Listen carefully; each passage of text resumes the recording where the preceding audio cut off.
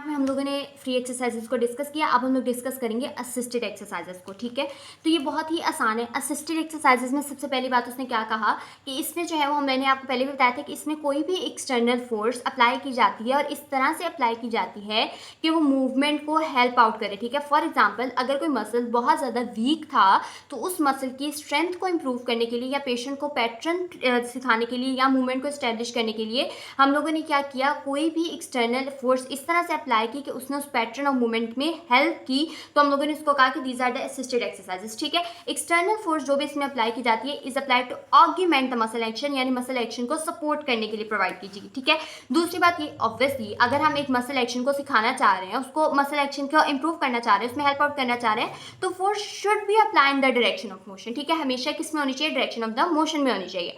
उसके बाद वो कहते हैं कि जो मैग्नीट्यूड है फोर्स का वो इतना होना चाहिए कि मूवमेंट उसमें असिस्ट करे हो, ना तो वो बहुत ज़्यादा होना चाहिए कि आप खुद ही वो पैटर्न सिखा रहे हैं पेशेंट को। ठीक है, इतना भी नहीं होना चाहिए खुद ही आप मूवमेंट परफॉर्म करी जा रहे हैं, और इतना कम भी नहीं होना चाहिए कि पेशेंट को एक्स्ट्रा एफर्ट करनी पड़ रही है। ठीक है, ये चीज़ हो गई है। उसके बाद वो कहते हैं जैसे जैसे मसल की पावर इंप्रूव होती जाती है वैसे वैसे ये जो फोर्स ऑफ असिस्टेंस है या असिस्टिव फोर्स है वो हम कम करते जाते हैं। यही बात उससे सिंपल यहाँ की प्रिंसिपल ऑफ द असिस्टेंस में फोर्स जो है वो हम अप्लाई करते हैं ताकि वो उसके एक्शन को एग्रीमेंट कर सके। जो एक्सटर्नल फोर्स है वो डायरेक्शन ऑफ द मोशन में हमने अप्लाई किया, मैग्नीट्यूड इतना सफिशिएंट होना चाहिए। ठीक है, ये हम लोगों ने बात इसके अंदर डिस्कस कर लिया। और उसके बाद हमने कहा कि जैसे जैसे पावर इंक्रीज हो जाएगी तो असिस्टेंस जो है वो डिक्रीज होती जाएगी। ठीक है, ये चीज़ यहाँ पर हमें समझ आ गई। उसके बाद नेक्स्ट आती है टेक्निक। ठीक है, टेक्निक में मैंने आपको पहले भी बताया था कि स्टार्टिंग पोजीशन होती है। ठीक है, स्टार्टिंग पोजीशन में हम लोगों ने याद रखना है कि जो भी स्टार्टिंग पोजीशन है, पहली बात देखिए हम लोग वीक मसल के साथ डील कर रहे हैं, तो पेशेंट जो है उसकी पोजीशन या वो मसल इस तरह से होने चाहिए कि एक तो वो प्रॉपरली स्टेबलाइज हो, दूसरी पेशेंट की फुल कंसंट्रेशन जो है, उसकी जो फुल कंसंट्रेशन है वो उस मूवमेंट पैटर्न पे हो जो कि उस वक्त जो है वो पेशेंट परफॉर्म कर रहा है। ठीक है, उसके बाद वो कहते हैं कि जो पैटर्न ऑफ मूवमेंट है वो हमारे पास पेशेंट को आपने पहले प्रॉपरली सिखाना है, वेल नोन होना चाहिए, फिर प्रॉपरली अंडरस्टूड होना चाहिए। उसको हम लोग जो है वो खुद भी सिखा सकते हैं और फिर जो है उसके कॉन्ट्रालेटरल लिम्ब के ऊपर परफॉर्म करके भी जो है हम उसको पैटर्न जो है वो बता सकते हैं। ठीक है, उसके बाद आता है फिक्सेशन। ये बहुत ज़्यादा इंपॉर्टेंट है। देखें, जब हम एक मूवमेंट को परफॉर्म करा रहे हैं, मसल को जो है वो उसकी पावर को इंक्रीज कर रहे हैं या उसको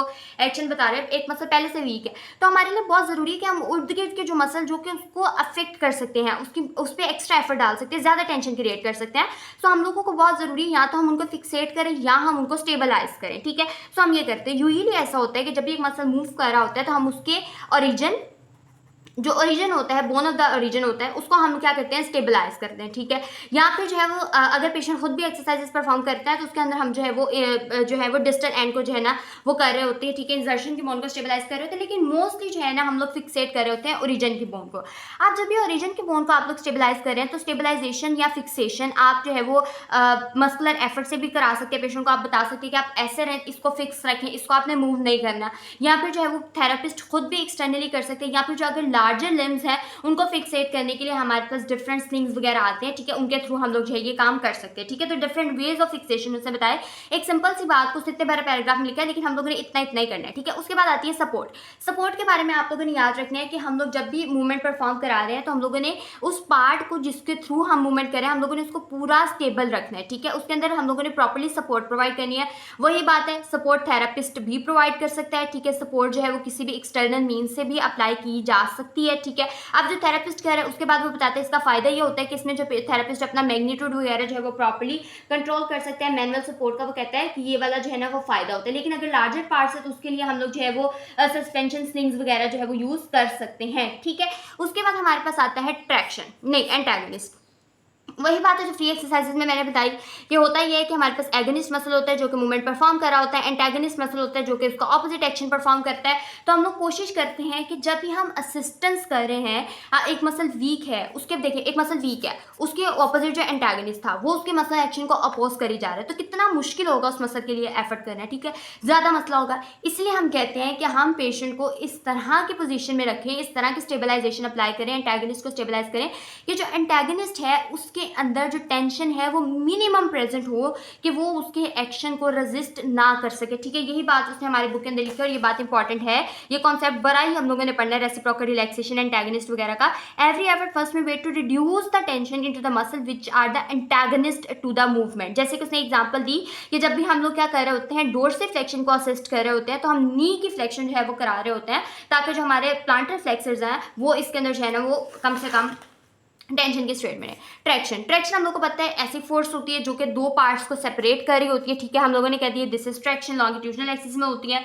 अब वो कहते हैं कि जो ट्रैक्शन की फोर्स है हम लोग स्टार्टिंग में जो है वो ट्रैक्शन इसलिए अप्लाई करते हैं कोई भी मूवमेंट शुरू करने से पहले, या तो स्ट्रेचिंग करते हैं, ठीक है, या स्ट्रेचिंग करते हैं, या फिर जो है वो ट्रैक्शन अप्लाई करते हैं ताकि जो है वो हमारे ऑलरेडी मसल जो है वो सही रहे, जो हमारा रिफ्लेक्स आर्क था, जो स्ट्रेच रिफ्लेक्स था वो क्या हो जाए, इलिसिट हो जाए, और जो है वो सारा मसला जो है ना वो आसानी से हल जो मूवमेंट जो है वो आसानी से इन अदर वर्ड्स परफॉर्म है। ये देखिए उसने कहा है प्रीलिमिनरी स्ट्रेचिंग, ठीक है, पहले स्ट्रेचिंग करानी है of the weak muscle to elicit the myotatic stretch reflex provides a powerful stimulus to the contraction, ठीक है। जब स्ट्रेच रिफ्लेक्स एक्टिवेट होता है तो हमारे पास ऑलरेडी मसल कॉन्ट्रैक्शन का एक स्टिमुलस बन जाता है। उसके बाद आती है असिस्टिंग फोर्स, वही बातें जो शुरू में हम लोगों ने की। नंबर 1 फोर्स की डायरेक्शन की बात करनी है, तो डायरेक्शन क्या होनी चाहिए, in the direction of the muscle action होनी चाहिए। फिर जो असिस्टिव फोर्स है that should not be too large और टू स्मॉल होनी चाहिए, ठीक है। उसके बाद जो असिस्टिव फोर्स है वो हमारे पास फिजियोथेरेपिस्ट भी प्रोवाइड कर सकता है, ठीक है। उसके बाद पेशेंट का अगर एक लिम्ब ठीक है और दूसरा लिम्ब खराब है तो अपने कॉन्ट्रालेटरल लिम्ब से भी जो है वो असिस्टेंस जो है वो प्रोवाइड कर सकता है। जैसे अगर हाथ ऊपर नहीं हो रहा तो दूसरे हाथ से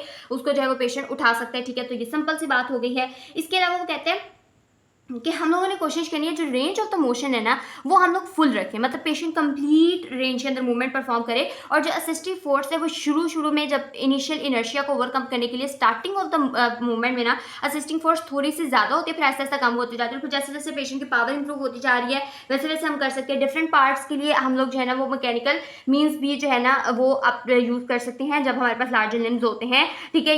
ये सब चीज़ें हमारे पास बेसिक से कोई नई बात नहीं है। उसके बाद आता है करेक्टर ऑफ द मूवमेंट, ठीक है। करेक्टर ऑफ द मूवमेंट में क्या चीज़ आती है, पहली बात है इसमें आता है कि जो मूवमेंट है वो होनी चाहिए, क्या होनी चाहिए, स्मूथ होनी चाहिए, ठीक है। क्या होनी चाहिए, मूवमेंट जो है वो स्मूथ होनी चाहिए, ठीक है, ताकि जो है पेशेंट को आसानी। दूसरी बात हम लोगों ने किसका ख्याल रखना है, स्पीड ऑफ द मूवमेंट का ख्याल रखना है, ठीक है। उसके बाद वो कहते हैं कि जो हमारे पास होता है ये है कि जो हमारे पास फ्यूजिफॉर्म मसल्स होते हैं वो जो हमारे फ्यूजिफॉर्म मसल्स होते हैं वो रैपिडली कॉन्ट्रैक्ट करते हैं एज कम्पेयर टू मल्टीपिनेट मसल, ठीक है। तो उसके अकॉर्डिंग जो है वो हम अपनी स्पीड वगैरह को वेरी करते हैं, ठीक है। यही चीज़ उसने यहाँ पर लिखी हुई है करेक्टर ऑफ द मूवमेंट वाले पॉइंट में।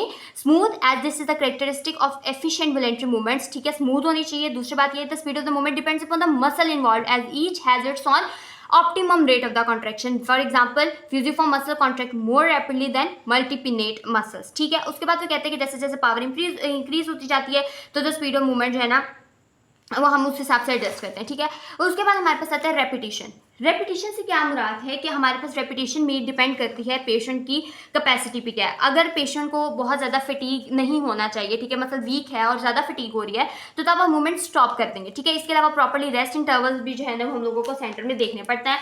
फिर उसके बाद कॉपरेशन ऑफ द पेशेंट, देखें जब भी पेशेंट का मसल वीक है या उसको कोई पेन हो रही है मूवमेंट करने के दौरान, पेशेंट कॉपरेट ही नहीं कर रहा, वो कह रहा है मैंने मूवमेंट नहीं करनी, ठीक है, तो थेरेपिस्ट उसमें हेल्प नहीं कर सकते। इसके लिए जो थेरेपिस्ट है उसको काउंसिल करना चाहिए प्रॉपर्ली ताकि जो है ना वो अपनी मूवमेंट परफॉर्म कर सके। और उसके बाद जो है ना उसको प्रॉपर्ली पेशेंट को कंसंट्रेट रहना चाहिए और प्रॉपर्ली जो है ना वो उसको कंट्रोल्ड वे में जो है वो मूवमेंट परफॉर्म करनी चाहिए। और हम लोग जो है ना उस पेशेंट को कॉन्फिडेंस देने के लिए या उसकी कॉपरेशन को इम्प्रूव करने के लिए हम उसको कह सकते हैं कि आप पैल्पेट करें इस मसल को उसके ओरिजिन पे ताकि जो है ना उसको पता चले कि हाँ भाई मेरा मसल मूव कर सकता है, ठीक है। उसके बाद इफेक्ट्स, अच्छा इफेक्ट्स की मैंने ना 4 हेडिंग्स बनाई है। Number 1 muscle strength. जाहिर सी बात है जब भी आप एक मसल जो कि सिंपली मूव नहीं कर रहा था, ठीक है, किसी भी बगैर आपकी एफर्ट के वो मसल मूव नहीं कर पा रहा था, तो जब आपने उसको आहिस्ता आहिस्ता सिखाना शुरू किया तो आहिस्ता आहिस्ता क्या हुआ, उस मसल की स्ट्रेंथ भी इम्प्रूव हुई। The working muscle cooperate in the production of the movement which they are incapable of achieving, ठीक है। वो पहले वो मूवमेंट परफॉर्म नहीं कर पा रहे थे लेकिन आपकी एफर्ट से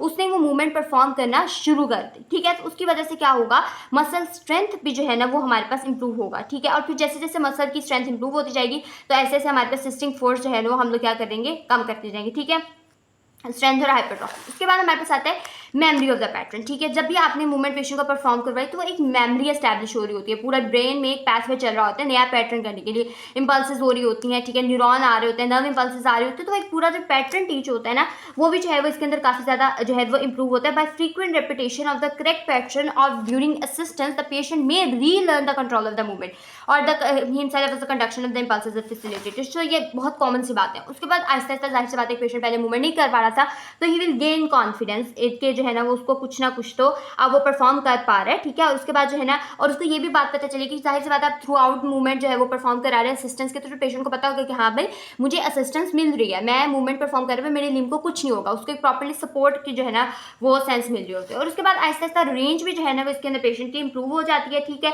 रेंज के साथ साथ जो है ना उसका कंट्रोल, ठीक है, ये भी इंप्रूव हो रहा होता है और मसल की एफिशिएंसी जो ये सारी चीज़ें भी इंप्रूव हो रही होती है। तो ये बेसिक बहुत ही बच्चों वाली बातें हैं इसके अंदर कि हमारे पास जो है ना असिस्टेड एक्सरसाइजेस क्या है वो बता दें, उसकी टेक्निक की 5-6 बातें हेडिंग्स को रट्टा मार लें, अंदर अपने पास से लिख लें, ठीक है। अगर आपको कॉन्सेप्ट आता है इफेक्ट्स एंड यूजेस तो बेसिकली 4 छोटे से हैं। तो ये हमारे पास हो गया हमारा next topic that was assisted exercises.